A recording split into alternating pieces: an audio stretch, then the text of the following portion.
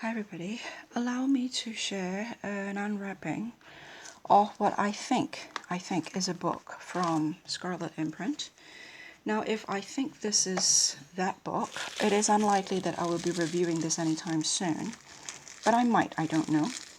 I did say that this part of my journey is going to occur for the time being offline, in private, because it's a bit intense for me and it's a bit personal, because we are veering off into spirituality, into mysticism, into a whole lot of other things. And I did mention I'm interested in understanding a little bit more about the intersection between magic and religion. And if I am going to share that part of my journey publicly, it will be more likely to explore that interaction more than sharing a personal practice as such. But I don't know. I go with the flow. Yes, it is Scarlet Imprint now. Okay. So this, if my understanding of this is correct, is, hold on a second. So they give us bookmarks, is to do with jinns, and it is part of quote-unquote Eastern esoteric system, and I know nothing about that because although part of my heritage lies in the quote-unquote East, a lot of the materials in that part of the world are out of reach for people like me because of language barrier. And so information on Western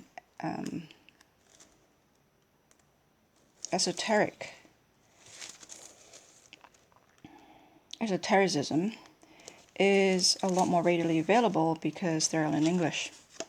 So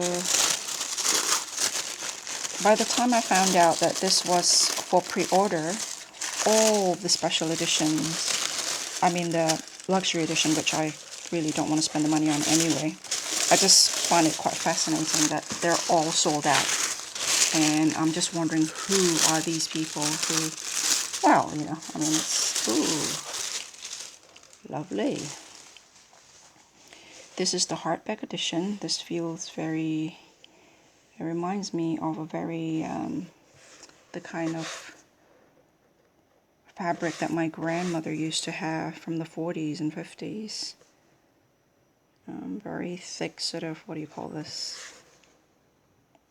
And a lot of my mom's clothing from the 50s when she was younger. Anyway, I would like to take the time to appreciate their binding, because I think Scarlet Imprint really have, it's lovely that Scarlet Imprint feels like returning to the old bookbinding craft. And if on the one hand we have this renaissance in card makings, I feel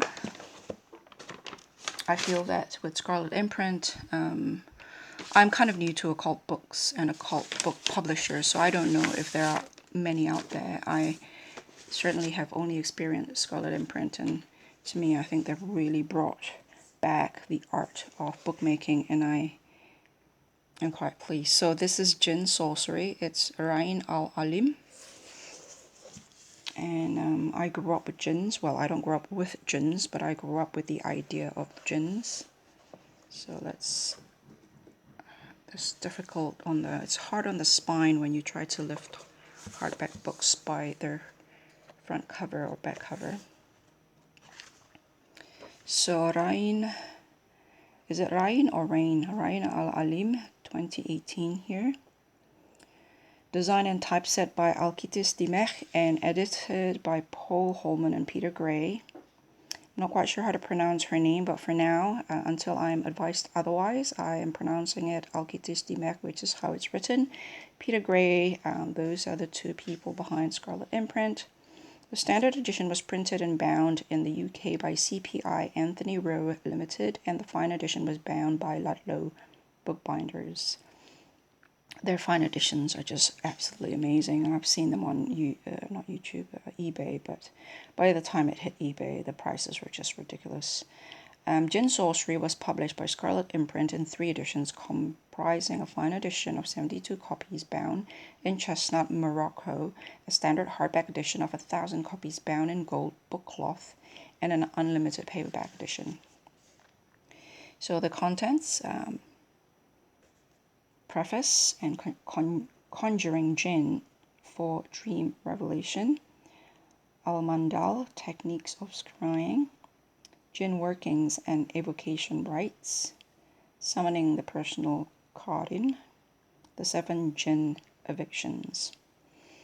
In Indonesian, we say Jinn as well, but J-I-N with one N. This is with 2 N's. Bibliography, always good to have bibliography, and list of conjurations. Disclaimer, the author of this book has taken care to ensure the authenticity of the information and the techniques contained herein.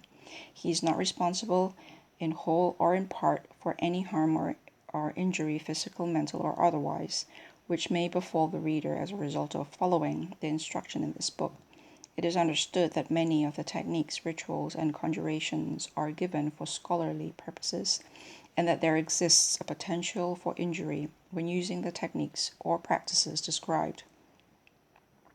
Neither the publisher nor the author guarantees the legality or the appropriateness of the techniques, acts, rituals, exercises, and conjurations contained herein.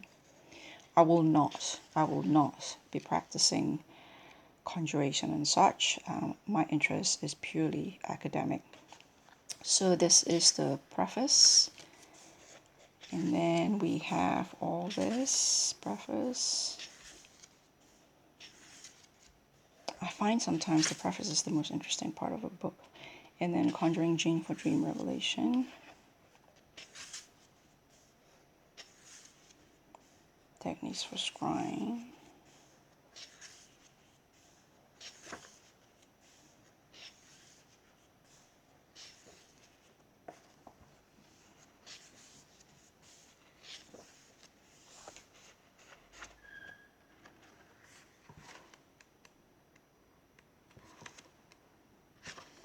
Jinn Workings and Evocation Rites,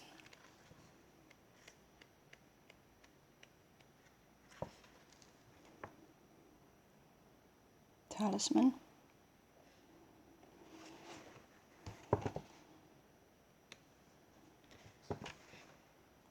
this is a seal of the invocation,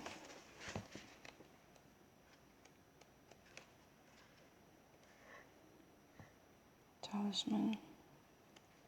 I have an interesting book, Thai mysticism, that I might show you if I can dig that out. Summoning Personal Cardin.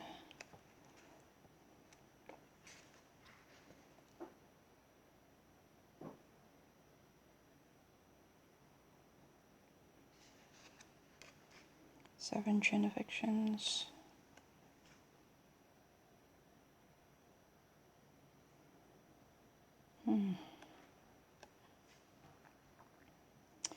And that's it.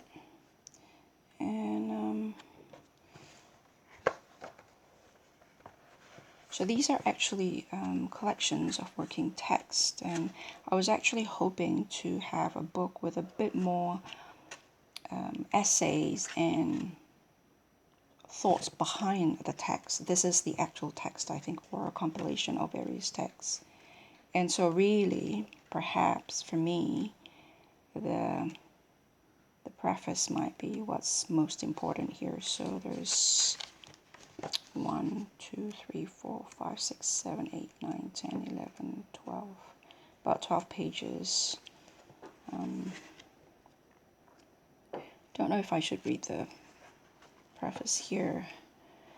Maybe a little bit, an excerpt perhaps. A belief in magic and the jinn plays an important part in the Arab world. The Arabs believe in the existence of beings to whom they ascribe the generic name jinn. The primary meaning of the root jinn means to hide, to conceal. The grammatically correct masculine singular form in Arabic is jinni, and the feminine equivalent jinnia. Jinn is the plural form. Again, pardon pronunciations if that's not accurate. Islam accepts the existence of subtle non-human entities as part of God's creation, According to the Quran, the Jinn are invisible spirits that lives amongst us and were created before men. The 1001 Night, Kitab al-Laila wa Laila. I only know how to pronounce Kitab because in Indonesian book is Kitab. Contains a considerable body of lore on the Jinn, both those who have accepted Islam and those who are heretics, their mode of appearance and disappearance, their enchantments, their loves and desires, and the means of capturing and binding them. It is commonly believed that these spirits live in tribes and nations and belong to different religions, whether Muslim, Christian, Jewish, or infidels, unbelievers.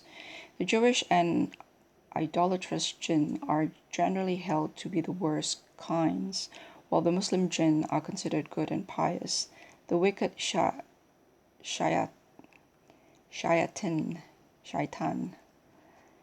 in Indonesian we say setan, and I think setan is perhaps evolves from shaitan, or devils are the servants of Iblis, Indonesians say Iblis as well, who launch harmful attacks against humans. The spirits are organized in tribes under chiefs and princes. Each jinni is dangerous because, like the Arabs, the power of his tribe is behind him and will avenge him if need be. Jinn are characterized by their transient volatile forms and can change their physical appearance as they desire, whilst angels, who are created from light, are considered to be benevolent. The nature of the Jinn is ambivalent. There are good and evil ones among them, but generally the evil and dangerous connotations prevail, while the shaitan viewed as being particularly sinister. In the Arab-Muslim tradition, the Jinn are neither the soul of the dead ghost roaming the earth, nor are they forces of evil battling the forces of good. Jinn are intelligent and subtle beings, powerful creatures that can travel long distances in the twinkling of an eye. They are able to pass through walls, swim underwater, and reveal the future, but like humans, they eat, drink, make love, and die. The Jinn are as innumerable as the sand, being of different types, different sexes, different religions, different races, and speaking different languages. They may communicate through a human host, or one may hear them as disembodied voices. Sometimes one may glimpse them as they can assume the shape of humans or animals in order to appear to us. Yet Jinn are different from humans in nature, appearance, and power. According to the Quran, they are born of smokeless fire, while human beings are created out of clay. Surat Al-Rahman 14-15. Surat, that's another word I recognize. In Indonesian, surat is letter. And Rahman is a very common Indonesian name, which makes physical contact between them impossible. That's interesting.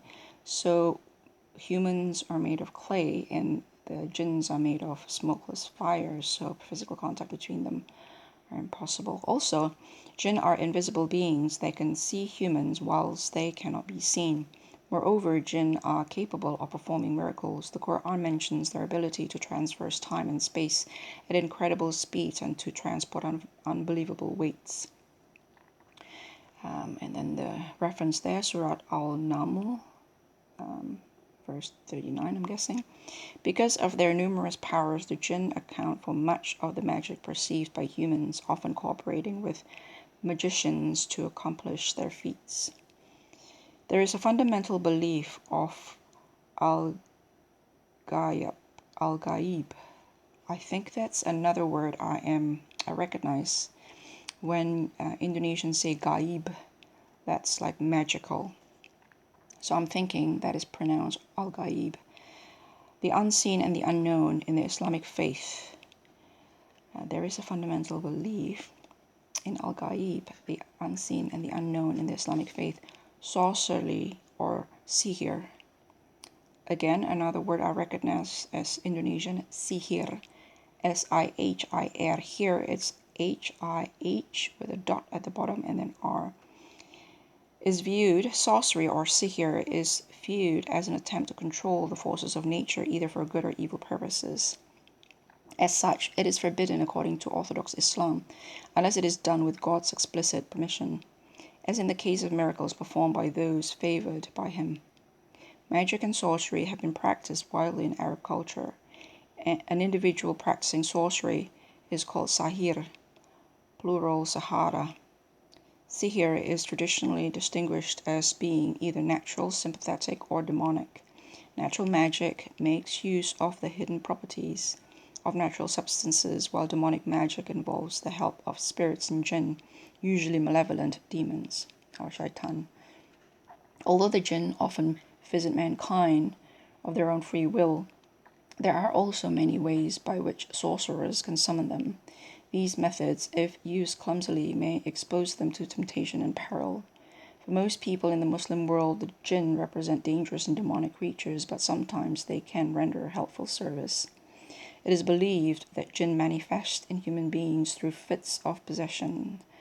When the body falls to the ground in an epileptic or paralytic fit, it is said that the jinni inside it manifests its presence. Thus, an act of exorcism is needed to evict or at least appease the jinni, depending on whether the host benefits or suffers from the spirit's possession.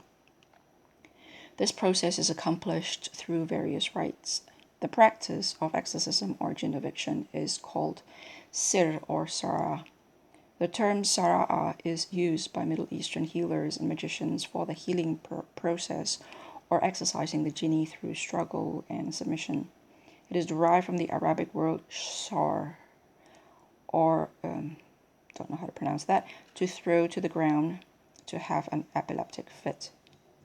Some healers work through a jinni kabir informant, who instructs them as to how they should treat the patient by reading their future and so on, or revealing to them the location of a hidden spell, sihr, which has to be extracted or undone. The jinn can cause many different types of sickness and harm to humans, affecting their psychology, mood, health, wealth, possessions, relationships, business, or studies. Bad dreams, fainting, and unusual diseases can indicate possessions by a jinni. Any kind of mental or physical disorder could be caused by a jinni, particularly if modern methods of diagnosis and therapy yield no results. Therefore, mental instability and disorder are frequently attributed to jinni's power, and the word majnun, crazy, possessed, is used in such cases. And then there's classification and types of jinn. The day, the planet, color, king, and an angel. Ways of summoning. Something about Arabic occult lore. Gazing on smooth surfaces, dream divination, summoning through direct encounter. As you can see, a few of the things I read out there are recognized from my Indonesian heritage, which of course, spiritually, they're a mixture of people of Java. Java Island was part of a huge empire, the Majapahit and the Sriwijaya. And there's a bit about it was mentioned in that quite comical, quite funny, the history of the entire world in like 10 minutes or something. And Majapahit and Sriwijaya was huge, like it encompasses all of current modern Indonesia, I think Vietnam, Cambodia, Laos, and just Malaysia, Singapore. It's vast.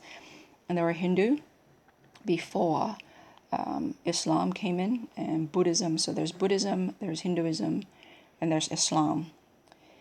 And so a lot of the spiritual heritage of the place that I was born, where my family have called home, or my ancestors called home for the past, 200 over years or so, has a lot of things which evolved from what you just read, and a few of those things I recognize and a few other things I don't, because I think this is particularly, I believe this is particularly Arabic documents, but through Islam, through the spreading of Islam around the region, I think I am curious. I have no way of knowing this for now. Resources are just lacking in that part of the world. And being an insider is very important because things are not on database online. You can't just go to a bookshop. You have to know teachers. You have to study under teachers. And in order to get in touch with those teachers, you have to belong to a part of a community that I don't belong to. But anyway, so that is the book, Jinn Sorcery, by Al-Alim, Scarlet Imprint, 2018. I'll talk to you guys later.